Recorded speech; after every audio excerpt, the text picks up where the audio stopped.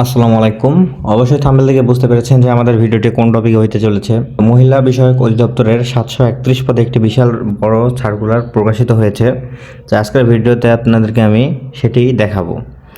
কোন পদে কতজন লোক নেবে এবং সুবিধা অসুবিধা সকল কিছু এই ভিডিওতে থাকবে। তো অবশ্যই শুরু থেকে শেষ পর্যন্ত ভিডিওটি দেখবেন। মূলত সার্কুলার 731টি টোটাল পদ। তো আমরা শুরু করি।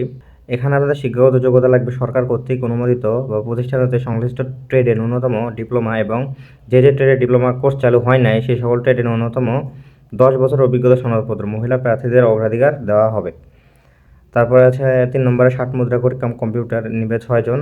এইচএসসি পাস হলে আবেদন করতে পারবেন। ইংরেজিতে 60 শব্দ এবং বাংলায় 28 শব্দ টাইপ করতে পারলেই হবে। এখানে দেওয়া আছে ডে কেয়ার ইনচার্জ।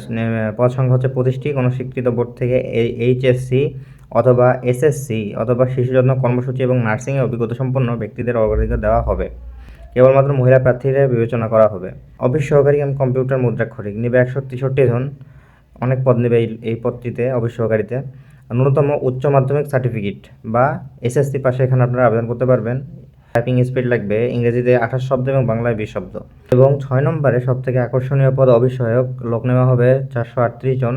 আবেদন করতে আপনাদের বয়স প্রয়োজন হবে 18 থেকে 32 বছর। ঠিক আছে, কিন্তু ট্রেড ইন্সপেক্টর জেলা এর ক্ষেত্রে সর্বোচ্চ 35 বছরে আপনারা আবেদন করতে পারবেন। কোনো প্রকার এফিডেভিট গ্রহণযোগ্য নয়। এবং আবেদনপত্র শুরু হবে হচ্ছে অনলাইনে আবেদনের পরীক্ষার ফি জমাদানের শুরুর তারিখ হচ্ছে 8/7/2026 সকাল 10টা। আবেদনপত্র জমাদানের শেষ তারিখ হচ্ছে 28/7/2026 বিকাল 4টা। এখানে আমি আরেকটি কথা বলি, এই সার্কুলার কিন্তু পূর্বে প্রকাশিত হয়েছিল, এটা পুনর্নিয়োগ বিজ্ঞপ্তি। এটি 21/12/2021 তারিখে দৈনিক যুগান্তর এবং আমাদের নতুন সময় পত্রিকায় প্রকাশিত হয়েছিল সার্কুলারটি। যারা সে সময় আবেদন করেছিলেন তাদের নতুন করে কোনো আবেদন করার এখানে প্রয়োজন নেই, বা আবেদন করতে যাচ্ছেন তারা অবশ্যই আবেদন করে ফেলেন, সময় বেশি নাই। তো কারো কোনো কিছু জানার থাকলে সুবিধা অসুবিধা বা বেতন কাঠামো ইত্যাদি সম্পর্কে যদি কারো কোনো ইন্টারেস্ট থাকে যে জানতে চাই, তো অবশ্যই কমেন্টে জানাবেন। এই নিয়ে আলাদা করে না হয় আমি একটি ভিডিও পাবলিশ করব। তো ভিডিওটি এই পর্যন্ত। সকলে ভালো থাকবেন, সুস্থ থাকবেন। আসসালামু আলাইকুম, আল্লাহ হাফিজ।